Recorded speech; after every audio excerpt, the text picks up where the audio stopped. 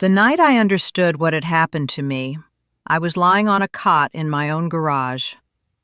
Not a stranger's garage, mine. The garage of the house my husband Ray and I bought in 1978 and paid off every last dollar before he died.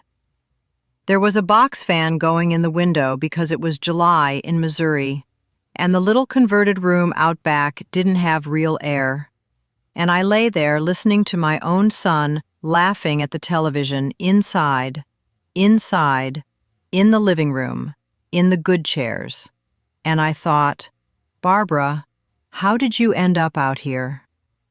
How did you become the woman who sleeps in the garage of the house she owns? That's the wound. I'll say it plain because you clicked on this and you deserve plain. My only boy moved me out of my own home. Not with a fist, with a smile. With, "We're just taking care of you, Mom." And I let it happen for the longest time because I couldn't make myself believe a child of mine would do it. And here's the part I still turn over at night, because 2 years later, I'm not in that garage anymore. I'm 7,000 miles from it, on an island most of my old friends couldn't find on a map. And what's happened to me since I got here, I still don't completely understand. I came here to disappear, honestly. To just be quiet and small, somewhere warm, and let the rest of it go. That is not what happened. Not at all. So stay with me, because I have to back up first. Let me tell you who I am, quick, and then I'll get to how I ended up sleeping next to the lawnmower. My name is Barbara. I'm 73 now. I grew up in Missouri, married Ray at 20, and I was a homemaker most of my life. Raised my son, kept the house, and for a lot of years I worked part-time at a little flower shop in town. Weddings, funerals, the Valentine's rush. I liked it. I liked doing the funeral ones, if you can believe it. You're about the last nice thing that happens to somebody. I don't know. It suited me. I was never a career woman, and I never wanted to be. I wanted a home. I had one. That's the part that still catches in my throat. Ray passed 6 years ago. Heart. He was there at breakfast and gone by supper, and I won't pretend I ever really got my feet back under me after that. But I managed. I had the house free and clear. I had my Social Security, a little over $1,300 a month, and Ray had left me enough that I wasn't scared. I kept my garden. I still did the odd funeral arrangement when the shop got busy. I was okay. Lonesome, but okay. Then, 3 years ago, I had the health scare. I'll get to how much that one little scare cost me, because it cost me everything, but not in the way you'd think. It was my heart too, they thought. Chest pain, an ambulance, a few nights in the hospital in Springfield. In the end, it wasn't the big thing they feared, but I was 70, alone, and shaky, and my son Danny drove down from Kansas City with his wife Melissa, and they sat by my bed, and Danny held my hand and cried. And I want you to hear me. In that moment, that was my boy. That was the little boy who used to climb in my lap during thunderstorms. I believed every word he said. And what he said was, "Mom, you can't be out here by yourself anymore. We'll come stay with you. We'll take care of you." Well, what does a scared old woman say to that? I said thank you. I said thank you, God, for my good son. They moved in that spring. And at first, I'll be honest with you, it was nice. The house had voices in it again. Melissa cooked. Danny fixed the gutter that Ray never got to. I thought, this is how it's supposed to be. This is family closing ranks. But here's the part that turned it, and it turned so slow, I almost missed it happening. first, it was the bedroom. My bedroom, the one I shared with Ray for most of my life. Danny said the stairs were bad for my heart, and wouldn't I be safer in the little room downstairs? And that made sense, you see. That's how they do it. Every single step makes sense on its own. So I moved downstairs, and they took the master. Then it was the kitchen. Melissa liked things a certain way, and she'd sigh when I moved the coffee cups. And after a while, it was easier to just not go in there when she was cooking. And the mail? Well, no, the mail came before the kitchen. I'm getting it mixed up. Danny started opening my mail. Just to help with the bills, Mom. And then my chair. And one day he was on the phone with my bank, for my own good. It was always for my own good. And I got quieter and quieter in my own house. Have you ever done that? Made yourself smaller and smaller so as not to be a bother, in the one place on earth where you should never have to? I did that for 1.5 years. I made myself into a guest. The garage was the last step.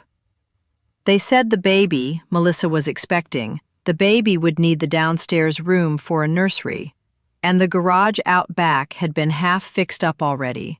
Ray used it as a workshop, and it wouldn't take much to put a bed out there, and it'd be my own little space. My own little space, in my own house, that I paid for. I moved out to the garage in the spring I turned 71. Cot, box fan, a little dresser, and the smell of Ray's old motor oil that never quite left the concrete. I want to be careful here, because I'm not telling you this to make you hate my son. I don't hate my son. That's the whole trouble of it. If I hated him, it would be easy. But I lay out there and I asked myself a question that I have carried with me ever since, all the way across the ocean, and I'll ask it to you now, because it's the question this whole story hangs on. Will he ever see it? Will Danny ever stand where I stood and understand that he put his own mother in a garage? And if he does, could he ever be my boy again? Hold on to that question. I'll come back to it. I have to. Now, how does a woman go from a cot in Missouri to the Philippines? Let me tell you, because I know it sounds crazy. I didn't fight them in court. People ask me that. Barbara, it was your house. Why didn't you get a lawyer? Why didn't you throw them out? And the answer is, it was my only child. You don't understand until it's your own. To take Danny to court, to stand up in front of a judge and say my son stole my home, to maybe win and put him and a pregnant woman out on the street, I couldn't. Some of you will think I was weak. Maybe. But I made my peace with it. I decided I would rather lose the house than lose the last soft thing I felt for my boy by making myself his enemy. So I did the bravest thing I have ever done in my life, and I did it quiet. I didn't announce it. One afternoon when they were both at work, I sat on that cot with my phone and I started reading. About places where an old woman with $1,300 could live like a person and not like a burden. And I kept landing on the Philippines. And in the Philippines, I kept landing on one city that I'd never heard of in my life, Iloilo. Down in the middle of the country, on an island called Panay, right across the water from Guimaras. I read that the people there spoke the sweetest language in the islands. I read that word sweet over and over about the Ilonggo people, and Lord help me, I was so starved for sweet that I booked the flight. I told Danny I was going to travel a little. I didn't tell him it was one way. I hugged him at the airport and he said, "Have fun, Mom," and he meant it. And that's the part that still gets me. He had no idea. He truly thought he was taking care of me. I flew out of Springfield at 71 years old with 2 suitcases and a heart that just felt wore out. Now, before I tell you how the people here saved my life, and they did, and I don't say that lightly, I have to tell you the truth about the first few weeks. Because if I paint you a postcard, I'm a liar, and you didn't come here for a liar. The first thing that hit me walking off that plane was the heat. Not Missouri heat. This is a wet, heavy heat that sits on your chest like a cat. I got into a taxi soaked through my dress and thought, what on earth have I done? I'd rented a little place before I came through the computer, sight unseen, which I do not recommend, in a part of the city, and the first night the power went out. They call it a brownout here, and I'd never heard the word. It just goes, sometimes for an hour, sometimes more. So there I was, first night, 71, alone, in the dark, in the heat, in a country where I didn't know one living soul, listening to roosters and motorbikes and a language I couldn't understand a word of. And I sat down on the floor, and I cried like I have not cried since the day they lowered Ray into the ground. And it got worse before it got better. About the 4th day, I bought food from a little cart on the street, some grilled thing on a stick that smelled wonderful, and I was so proud of myself for being adventurous, and it made me sick as a dog for 2 solid days. I'll spare you, but I was that sick, alone, and I remember lying on the bathroom floor of that rented room thinking, I have made the biggest mistake of my life. I'm going to die in a foreign country, and Danny will feel terrible for about a week.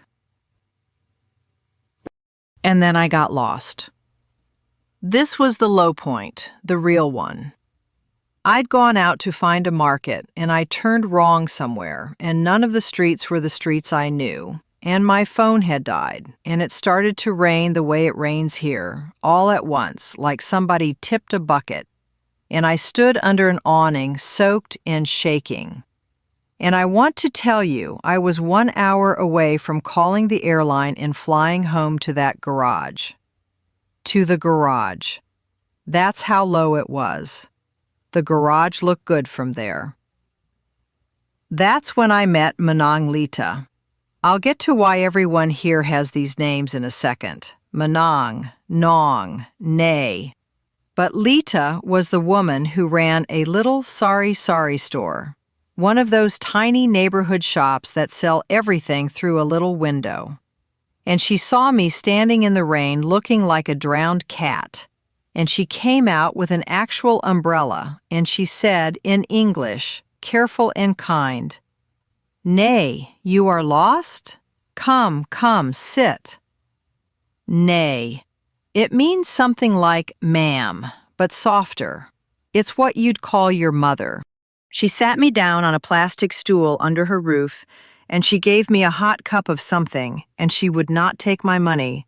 And she got a young boy from the street to charge my phone off her outlet, and she waited with me for the rain to stop. A total stranger. I hadn't had anybody wait with me for anything since Ray. I cried again, right there on her plastic stool. And Manang Lita, she just patted my hand and said, "It's okay, Nay, it's okay." Like she'd been waiting for me. That was the day something turned. Not all at once, but that was the first day I didn't think about going home. Let me tell you about this place now, the way I know it 2 years on, because I want you to see it the way I see it. Iloilo City sits by a river, and there's a walk they built all along it called the Esplanade. Miles of clean walkway right by the water, with lamps and benches, and every evening the whole city comes out to walk. Old men, young couples, mothers with strollers, and one silly old American woman in a sun hat. Me. I walk it near every day now. And the thing that undid me, early on, was that people would nod at me, say, "Good evening, Nay." Strangers, just see me. Back home, I'd become invisible. Here, an old woman is not invisible. Here, they've got a word, Lola, grandmother. And it's not, "Old lady, get out of the way." It's a title. It's respect. I'll come back to that word, Lola, because it's the center of this whole thing. There's the Jaro district, with a cathedral so big it takes your breath, and an old belfry across the street from it. There's Molo Church, all white and lacy like a wedding cake. There are these jeepneys, buses, sort of, made from old army jeeps, painted up wild and loud, that go rattling by packed full, and you just hand your coins up the line to the driver, and everybody passes it along for you.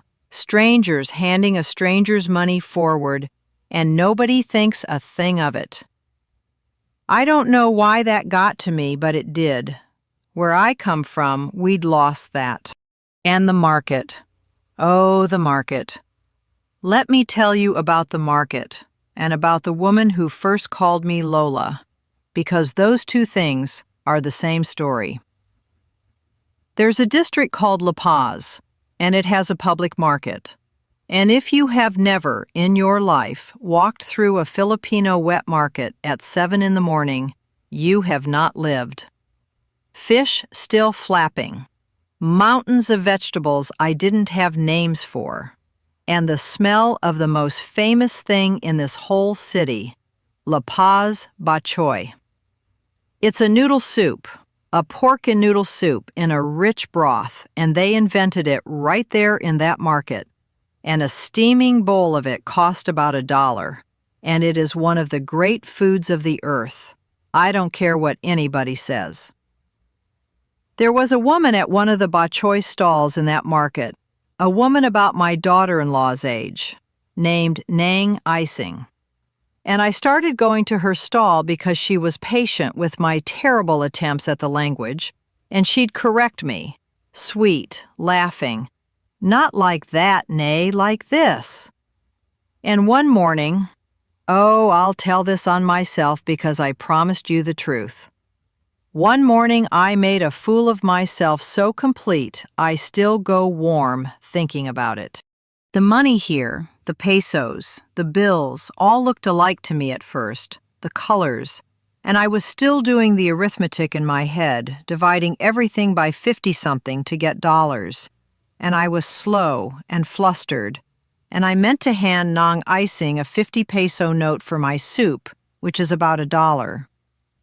And I handed her, instead, a 500. 10 times too much. And she looked at it, and she looked at me, and this dear woman, she could have just taken it, I'd never have known. She took my hand and folded the big bill back into my palm and picked out the little one, and she held up the right one and said, slow, like to a child but not unkind, "This one, Lola, this one." And a couple of the other vendors laughed, not mean, and I laughed too, this hot, red-faced laugh, mortified, the rich, confused American who can't count her own money. But do you know what I actually heard, standing there mortified? I heard the word, "This one, Lola." She'd called me Lola, grandmother, not ma'am, not the foreigner, not the tourist who overpaid. Lola, like I was one of theirs, like I belonged to somebody. I went home and I cried again. I know, I cry a lot in this story. I was a very damned up woman when I got here, and it all had to come out somewhere. But this was a different kind. Nang Icing calls me Lola to this day. And she taught me my money after that, made me practice, held up the bills like flashcards, and would not let me leave till I got it right. Now let me get to a hard, practical thing, because I know some of you are sitting there doing the same arithmetic I was doing on that cot, and you have a right to. Let me lay out the money plain, all of it, no rounding up to make it sound romantic. My income is my Social Security. It's a little over $1,300 a month. That's it. That's what I've got, same as a lot of you. Here's where it goes. I rent a little house now, not that first bad rental, a real one, a clean concrete house with a little tiled porch and a mango tree, in a quiet spot with good neighbors, and it runs me about $240 a month for a whole house. My food, everything, the market and the little treats and the bok choy, and the sweet Guimata mangoes that come over on the boat from the island right across the water, the sweetest mangoes in the whole world. They'll tell you that here, and they are not wrong. All of my eating, about $210 a month. I have a helper. Now that word stops American women cold. I know it did me. A helper, like I'm putting on airs. It's not that. Here it's ordinary and it's honorable work. They call her a kasambahay, and mine is a lovely young woman named Joy who comes and helps with the wash and the cleaning and the heavy things my knees don't like anymore, and I pay her about $150 a month, and I count it a privilege, both to have the help and to be able to give a good young woman honest pay. The little three-wheeled motorbikes, the tricycles that carry me to the market and back and everywhere I go. I don't have a car, don't need one, don't want one. That's about $30 a month, all my getting around. And the one that undoes the American women every time. I went to a doctor, a good doctor, a real clinic visit start to finish, and it cost me about $18. 18. My blood pressure pills and my other few medicines run me just a handful of dollars more. Then there's the electric, and that one is not small in this heat, running the fans all day and a little air con in the worst of it. So with the water, it comes to about $120 a month. My phone and the internet for all those Sunday calls with the baby, another $40 or so. And then the bit that no tidy list ever catches, the soap and the cooking gas and a new fan when the old one gives out, and a little repair here and there. Call it another $100. I'd rather tell you too much than paint it prettier than it is.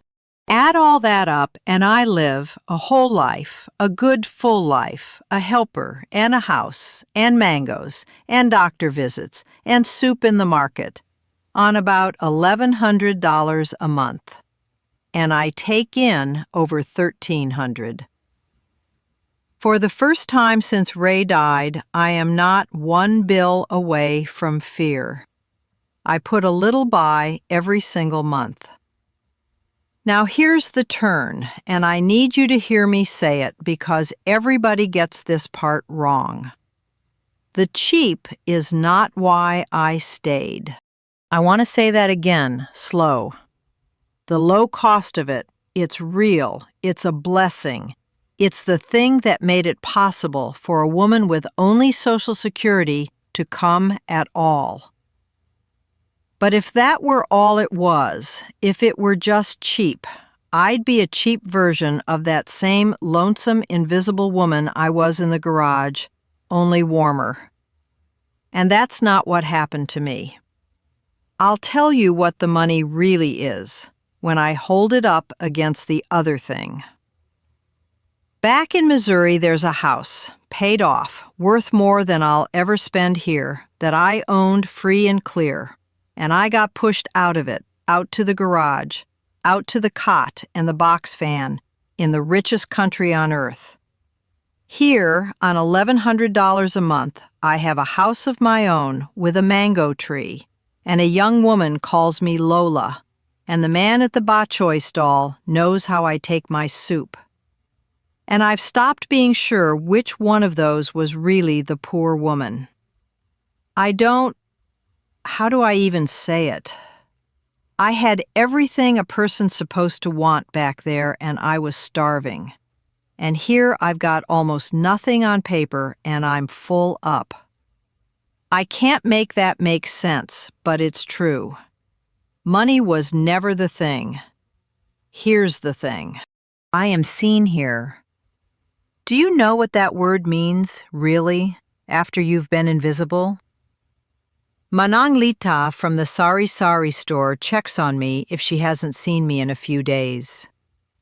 My neighbor, an old fellow everyone calls Nong Berting, brings me the first mangoes off his tree every year and won't take a peso. And in return, I make him little arrangements from the flowers in my yard. I found my flowers again here. Did I tell you that? I've got bougainvillea coming over the wall like a waterfall, and I'm the florist of my little street now. There's a tricycle driver, a young man named Jun, who has decided I am his responsibility, and he waits for me at the market and scolds me if I carry anything too heavy, and calls me Lola, and shows me pictures of his own babies. And that's the miracle of it. The thing I said I still don't fully understand. I came here to disappear, to be nobody, quietly, somewhere warm.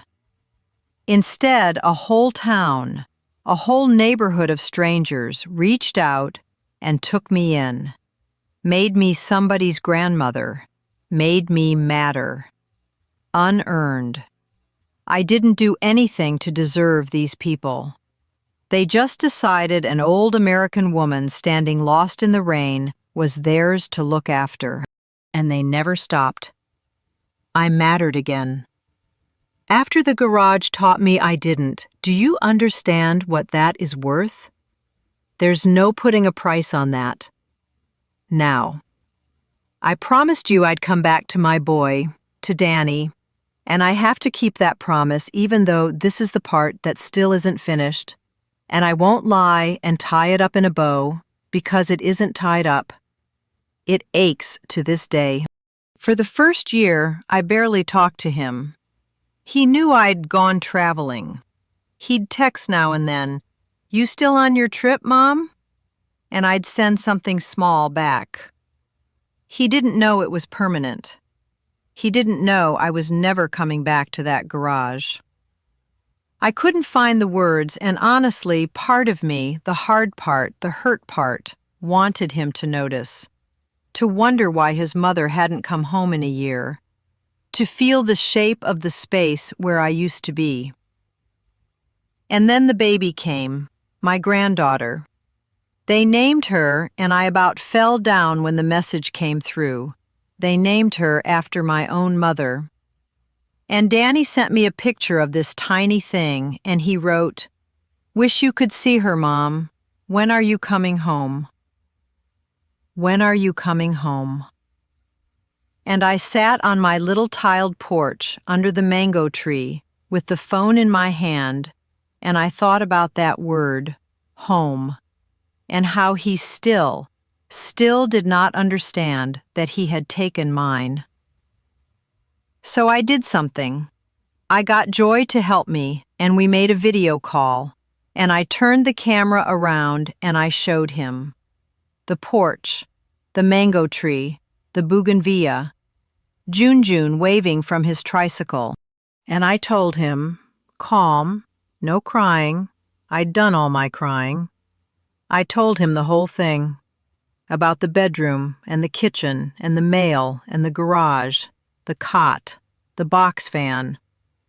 I said, "Danny, I didn't go on a trip. You moved me into the garage of the house your daddy and I paid for, and I left because I couldn't take my own son to court. That's what happened, son. That's where I've been." And there was a long, long quiet on that phone. The longest quiet. And my boy, my 45-year-old boy started to cry. The way he cried at my hospital bed. And he said, "Mom, oh God, Mom, I didn't see it. I swear to you, I didn't see it happening." And I believe him. That's the terrible mercy of it. He didn't see it. I didn't see it neither, not while it was happening. It was little steps. Every one made sense. You don't see it till you're all the way over here in the rain. So did we fix it? I have to be honest with you, because this is where I don't get to give you the ending you want, and I don't get it either. We're talking now, really talking, more than we have in 20 years. He calls me every Sunday, his Saturday night, and he holds the baby up to the camera, and I sing to her the songs I sang to him. He has said he's sorry, really sorry, the true kind. He offered to fix the garage up proper, or to buy me a plane ticket home, and he's even said, quiet, that they'd move out, that the house is mine, it was always mine, and I could come back. But here's the thread I can't tie off, and I've made my peace with it aching. I don't think I'm going home. Not to live. And I don't fully know how to tell him that without it sounding like I'm choosing strangers over my own son, because that's not it. That's not it at all.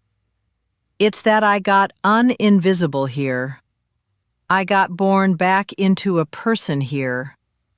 And I'm afraid, I'll admit it to you, I'm afraid that if I go back to that house, even fixed, even with him sorry, I'll turn quiet again. I'll start making myself small again. I know how to do that in that house. I've forgotten how to do it here, and I'd like to keep forgetting. So my son and I are something new now, something that doesn't have a good name. We're not what we were before the garage. That's gone. I can't unknow what I know. But we're not strangers either. He calls me Mom, and he means it, and he's ashamed, and he's gentle now. And my granddaughter is going to grow up knowing her Lola's face on a screen, singing from under a mango tree on the other side of the world. Is that a happy ending? I honestly don't know what to call it. Some days I think we fixed it, and some days I know we didn't, and that's where it is. I don't have a better word for it. Will he ever fully understand what those months in the garage did to me? Maybe not all the way. You can't just hand somebody your hurt and make them feel it. He saw it, though, finally. And I guess some days that's enough for me. It has to be. I don't know. Let me not leave you thinking it's all soup and sunsets over here, because I promised you honest all the way through. It's still hard. The heat still beats me some days. I miss things. I miss real biscuits and gravy. I miss the smell of the first cold morning in fall, that green cold smell. They don't have fall here, and I didn't know how much I loved it till it was gone. I get lonesome for the version of my family I thought I had. Some nights the brownout hits, and I sit in the dark, and Ray feels very far away, and Missouri feels very far away, and I am, still, an old woman a long way from where she started. That doesn't just vanish because the mangoes are sweet. But then the morning comes, and June's tricycle is rattling up my street, and Nong Berting's already leaning on my wall with mangoes, and I walk down to La Paz, and Nong Icing's got my bok choy going before I've even sat, and she says, "Mayong aga, Lola. Good morning, grandmother. And I am, once again, somebody. Somebody's Lola.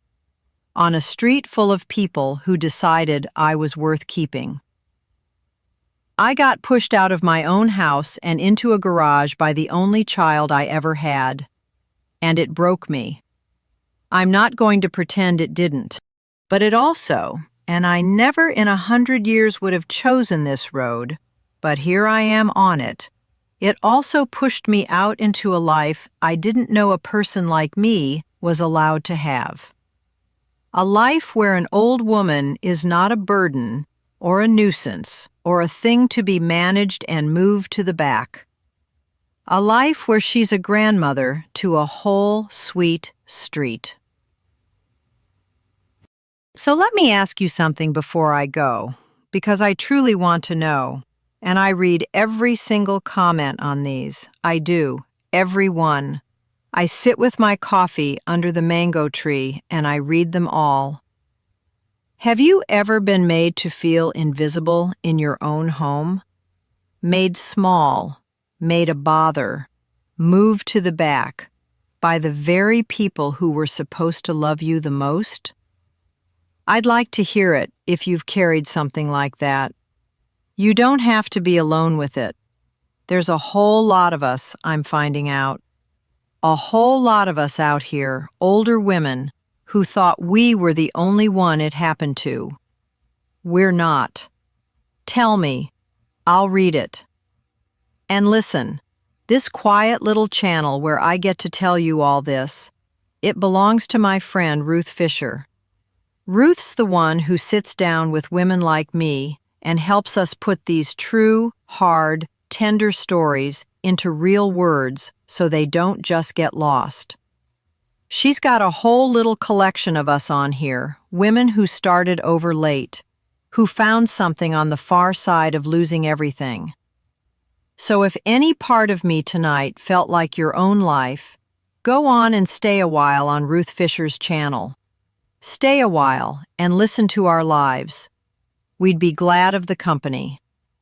I'm Barbara, from Missouri, and now from Iloilo, on the far side of the world, under a mango tree, with a whole street full of family I didn't earn and can't imagine living without. You come walk that river walk with me sometime, if you're ever way out here.